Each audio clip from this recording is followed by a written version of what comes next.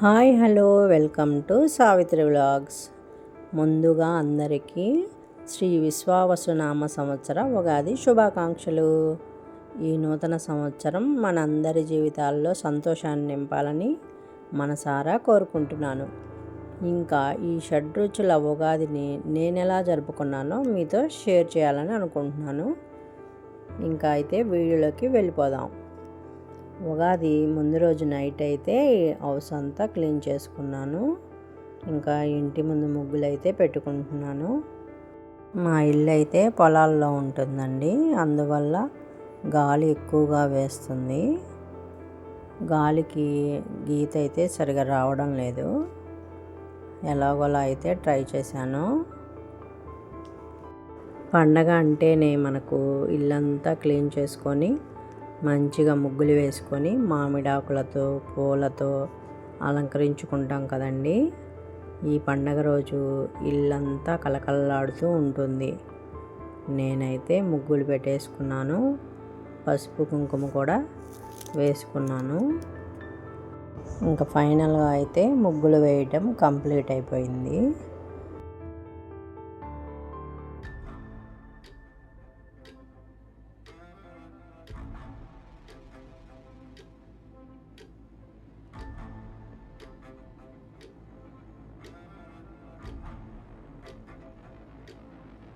లోపల కూడా ఇలా ముగ్గులు పెట్టుకున్నాను. ఇంకా తులసి కోట దగ్గర కూడా ముగ్గు వేసుకొని పసుపు కుంకుమ అయితే వేసుకున్నాను.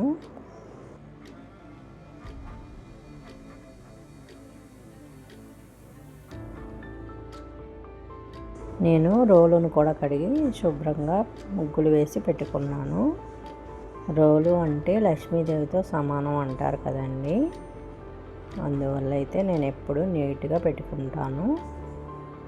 ఇప్పుడైతే నేను ఇంకా పూజా సామాను క్లీన్ చేసుకుందామని అయితే స్టవ్ మీద కొన్ని వాటర్ పెట్టుకొని దాంట్లో కొంచెం నిమ్మ ఉప్పు, సర్ఫ్, కొంచెం షాంపూ వేసి బాయిల్ చేసి దాంట్లో ఈ పూజా సామాను వేసుకొని కొంచెంసేపు బాయిల్ చేసుకుంటే మనకి ఎక్కువ కష్టంగా లేకుండా నీట్గా త్వరగా ఫాస్ట్గా అయితే క్లీన్ అయిపోతాయి. ఇంకా దేవుని ప్రతిమలు ఉన్నాయి అయితే నేను బాయిల్ చేయనండి, అవి విడిగానే పీతాంబరంతో అయితే క్లీన్ చేసుకుంటాను.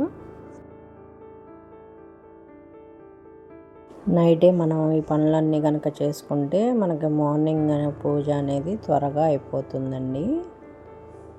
అందువల్ల అయితే ఇలా చేసి పెట్టుకున్నాను.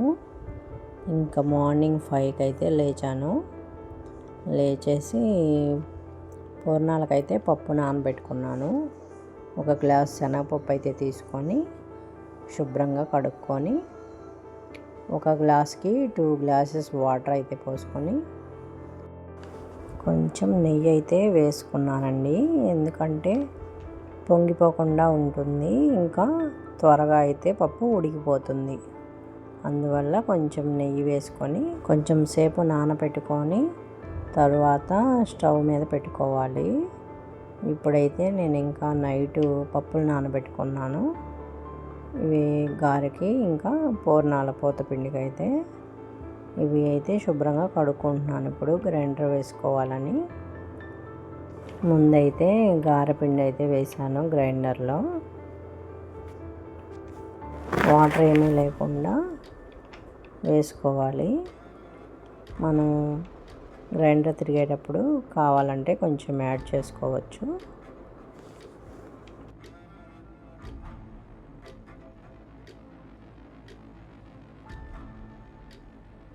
ఇప్పుడు ఉప్పు అయితే కొంచెం యాడ్ చేస్తున్నాను. యాడ్ చేసుకొని మళ్ళా తిప్పుకుంటున్నాను. వాటర్ వేయాలి అంటే మనం ఇట్లా పైనుంచే వేసుకోవచ్చు. గారెపిండి అయితే మెదుగుతూ ఉంది కదండి. ఇప్పుడు నేను మరో పక్క అయితే స్టవ్ మీద శనగపప్పు అయితే పెట్టుకున్నాను. తర్వాత పొంగలికి బియ్యము, కొన్ని శనగపప్పు లేదంటే కందిపప్పు, పెసరపప్పు అయినా వేసుకోవచ్చు. నేనైతే శనగపప్పు వేసాను. ఇంకా సగ్గుబియ్యం కూడా కొన్ని వేసుకున్నాను. వేసుకొని నానబెట్టుకోవాలి. నానబెట్టుకుంటే పొంగల్ మనకి త్వరగా అయిపోతుంది.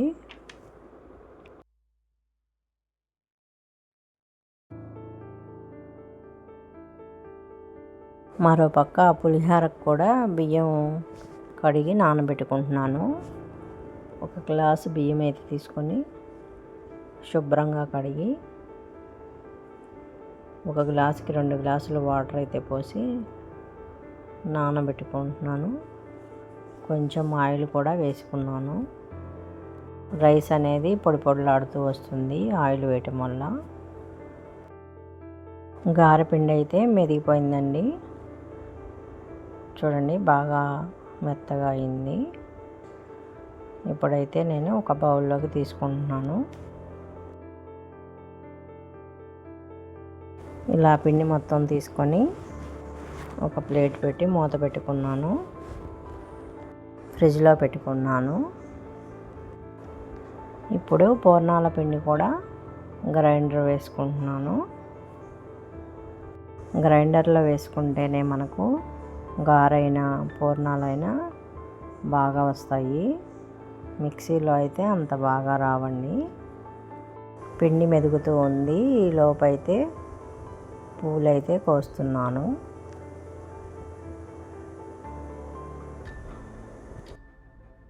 పూలు అయితే బాగానే వచ్చాయి ఈరోజు.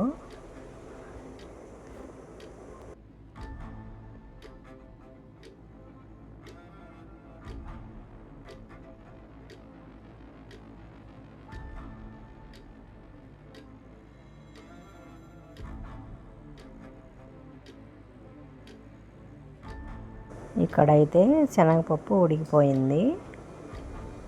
మూత తీసి పప్పు అయితే వడగట్టుకోవాలి. వడగట్టుకొని వాటర్ అంతా పోయినాక చల్లారాక మిక్సీ అయితే వేసుకోవాలి. ఇలా మెత్తగా మిక్సీ పట్టుకున్నాక 1 గ్లాస్ శనగపప్పుకి గ్లాసు బెల్లం అయితే నేను తీసుకున్నాను. మీకు స్వీట్ తక్కువ కావాలనుకుంటే 1 గ్లాస్కి 1 గ్లాస్ బెల్లం అయితే సరిపోతుంది కరెక్ట్గా. ఇప్పుడు బాగా మిక్స్ చేసుకొని ఉడికించుకోవాలి. బెల్లం అంతా కరిగి దగ్గరికి రావాలి. మరో పక్క పొంగల్ అయితే పెట్టుకుంటున్నాను. గిన్నెకి పసుపు కుంకుమ బొట్లు పెట్టుకొని పాలైతే పోసుకుంటున్నాను. స్టవ్ మీద పెట్టుకొని పాలు పొంగించుకుంటున్నాను. పాలు అయితే త్వరగా పొంగిపోయినాయి. ఇంకా ఇప్పుడు రైస్ అయితే యాడ్ చేస్తున్నాను. బియ్యం వేసే ముందర అయితే ఇలా 3 సార్లు తిప్పుకొని తర్వాత అయితే బియ్యం యాడ్ చేసుకుంటాం మేము. రైస్ యాడ్ చేసుకొని కలుపుకొని సిమ్లో పెట్టి ఉడికించుకుంటున్నాను. పూర్ణం పిండి అయితే ఉడుకుతుంది. ఇప్పుడు దీంట్లో ఎండు కొబ్బరి పొడి అయితే కొంచెం యాడ్ చేసుకుంటున్నాను. ఎండు కొబ్బరి వేసుకుంటే పూర్ణం టేస్ట్ చాలా బాగుంటుంది. కలుపుకున్నాక మరి కాసేపు అయితే ఉడికించుకోవాలి.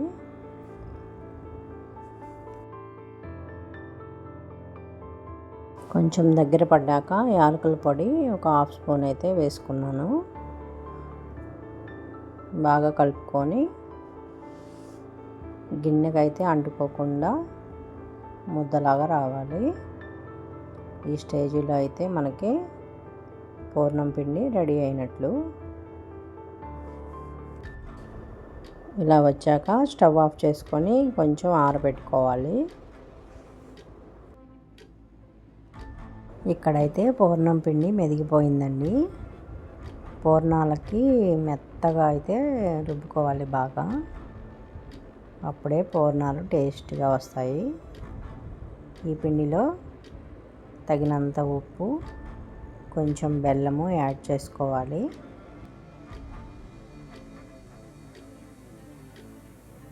మనం పూర్ణాలు వేసుకోవటానికి అనువుగా అయితే పిండి కలుపుకోవాలి. ఏమైనా వాటర్ అవసరమైతే కొన్ని యాడ్ చేసుకొని నీట్గా కలిపి పెట్టుకోవాలి. ఇప్పుడు బాగా కలుపుకొని పక్కన పెట్టుకున్నాను. ఇక్కడైతే పొంగలి ఉడికిపోయింది. ఇప్పుడు బెల్లం యాడ్ చేసుకుంటున్నాను. బాగా కలుపుకోవాలి. అడుగంటకుండా బాగా కలుపుకొని బెల్లం అంతా కరిగిపోయి కాసేపు ఉడికించుకోవాలి. ఇప్పుడైతే కొంచెం యాలకుల పొడి యాడ్ చేసుకుంటున్నాను. తర్వాత ఫ్రై చేసుకున్న జీడిపప్పు, కిస్మిస్ కూడా యాడ్ చేసుకొని స్టవ్ ఆఫ్ చేసుకుంటే పొంగలి రెడీ అయిపోయింది.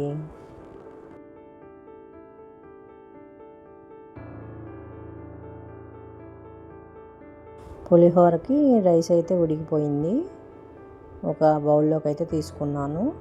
కరివేపాకు కొంచెం యాడ్ చేసుకొని అన్నం ఇలా పెట్టుకుంటే కరివేపాకు పైన మగ్గి మంచి వాసన అయితే వస్తుంది. కరివేపాకు గెంటెలో కొంచెం పసుపు వేసుకొని ఆయిల్ యాడ్ చేసుకొని బాగా మిక్స్ చేసుకొని అన్నంలో కలుపుకోవాలి. ఇలా కలుపుకుంటే అన్నంలో పులిహోర అనేది టేస్ట్ చాలా బాగా వస్తుంది. మా అమ్మ అయితే ఎప్పటి నుంచో ఇలానే చేస్తుంది. చింతపండు పులిహోర అయినా కూడా ఇలానే కలుపుకోవాలి. ఇప్పుడైతే నేను మామిడికాయ పులిహోర చేస్తున్నాను. మామిడికాయలు ఇప్పుడు సీజనల్ కాదండి. మామిడికాయ పులిహోర అంటే మా ఇంట్లో అందరూ ఇష్టంగా తింటారు. పసుపు అంతా రైస్కి బాగా పట్టేటట్లుగా కలుపుకోవాలి. కలుపుకున్నాక ఇప్పుడైతే పోపు పెట్టుకుంటున్నాను. స్టవ్ మీద ప్యాన్ పెట్టుకొని ఆయిల్ వేసుకొని వేరుశనగపప్పు పచ్చివి అయితే యాడ్ చేసుకుంటున్నాను. ఇవి కొంచెం వేగాక పోపు గింజలు అయితే వేసుకోవాలి.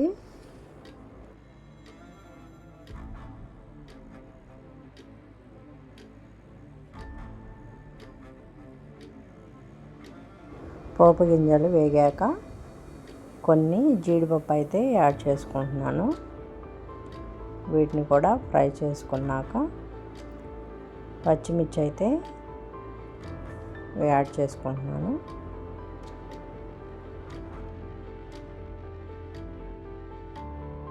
కొంచెం అల్లాన్ని చిన్న ముక్కలుగా కోసుకొని వేసుకుంటున్నాను. ఇంకా ఎండుమిర్చి కూడా యాడ్ చేసుకున్నాను. ఇవన్నీ బాగా ఫ్రై చేసుకోవాలి. ఇంగువ కూడా వేసుకోవాలి. ఇంగువ వేసుకుంటే పులిహోర టేస్ట్ అనేది చాలా బాగుంటుంది.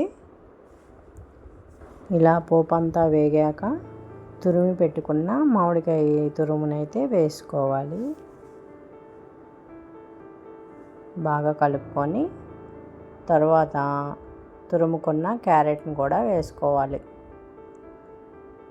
క్యారెట్ కూడా వేసుకుంటే బాగుంటుంది. కలర్ఫుల్గా అయితే పిల్లలు కూడా ఇష్టంగా తింటారు. కరివేపాకు అయితే ముందే వేసుకోవాలండి. నేనైతే మర్చిపోయాను, అందువల్ల ఇప్పుడైతే యాడ్ చేసుకున్నాను. ఇలా కొంచెం ఫ్రై చేసుకొని స్టవ్ ఆఫ్ చేసుకొని రైస్లోకి ఈ పోపు అంతా యాడ్ చేసుకోవాలి. ఇప్పుడైతే సాల్ట్ కూడా యాడ్ చేస్తున్నాను. మొత్తం బాగా మిక్స్ అయ్యేటట్లు కలుపుకోవాలి. కలుపుకున్నాక కొత్తిమీర కూడా వేసుకొని కలుపుకుంటే మామిడికాయ పులిహోర రెడీ.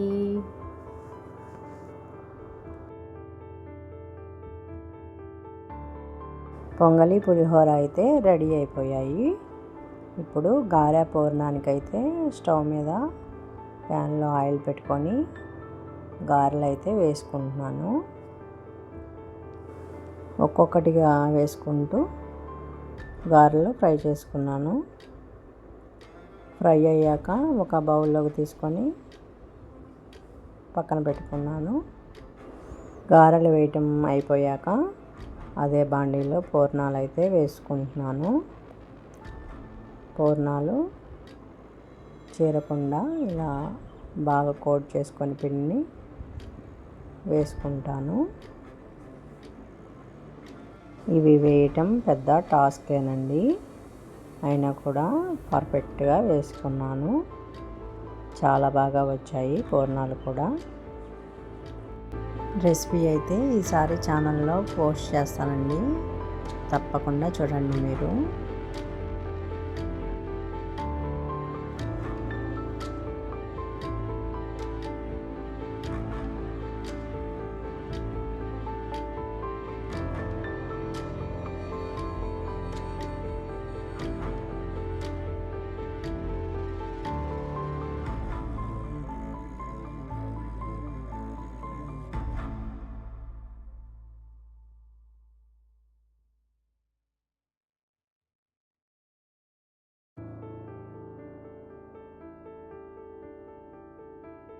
పూర్ణాలు అయితే ఇలా అన్నీ వేసేసుకున్నానండి. ఇంకా ఫైనల్గా అయితే ఉగాది అంటే మనకు ముందు గుర్తు వచ్చేది ఉగాది పచ్చడి. ఈ ఉగాది పచ్చడి పులుపు, తీపి, చేదు, కారం, ఉప్పు, వగరు ఇలా షడ్రుచుల సమ్మేళనం ఉగాది పచ్చడి రెడీ అయిపోయింది. ఇంకా పూజ అయితే స్టార్ట్ చేసేసాను. పూజకైతే మా హస్బెండ్ ఇంకా పిల్లలు కూడా హెల్ప్ చేశారు. పూజా మందిరాన్ని అయితే పూలతో ఇలా అందంగా అలంకరించుకున్నాను. దీపారాజన అయితే చేసి పూజ అయితే స్టార్ట్ చేశాను. టైం అయితే 10 అవుతుందండి. నా పని అంతా అయిపోయేసరికి 10 అయ్యింది. దేవుడి దగ్గర అయితే పొంగలి, పులిహోర, గారె, పూర్ణాలు, ఉగాది పచ్చడి ఇంకా వడపప్పు, బెల్లము అయితే నైవేద్యంగా పెట్టుకున్నాను. తాంబూలం కూడా పెట్టుకున్నాను. టెంకాయ అయితే కొట్టి నివేదన అయితే చేసేసాను.